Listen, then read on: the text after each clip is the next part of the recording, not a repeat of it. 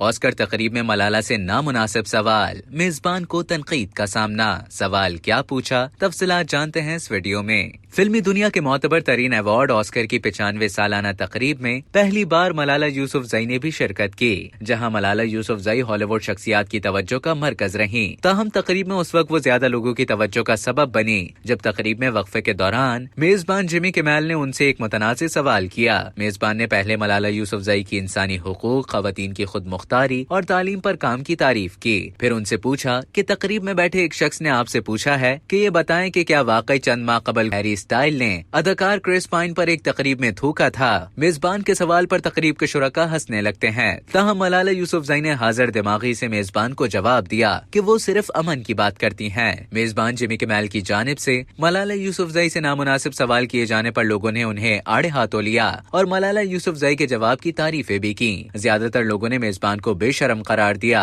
और साथ ही Oscar academy से मुतालिबा किया कि आइंदा उन्हें मेजबानी ना दी जाए। मलाला यूसुफजई के वालिद ने भी बेटी से नामुनासिब सवाल किए जाने पर ट्वीट की और बेटी की हाजिर दिमागी की तारीफ करते हुए उन्हें अपनी वालिदा की तरह बहादुर करार दिया। याद रहे कि चंद माह कबल एक अवार्ड तकरीब की वीडियो वायरल हुई थी, जिसमें गुलकार हैरी स्टाइल को अदाकार क्रिस पाइन के करीब बैठने के दौरान थूकते हुए देखा गया था। मज़कूरा वीडियो के बाद ये अफवाहें फैल गई थी कि हैरी स्टाइल ने क्रिस पाइन पर थूका था। ताहम बाद में क्रिस पाइन ने ऐसी खबरों को बेबुनियाद करार दिया था। अब तक के लिए इतना ही। मजीद खबरों और न्यूज अपडेट्स के लिए डेली जंग के YouTube चैनल को सब्सक्राइब करें और Facebook के पेज को लाइक करना ना भूलें।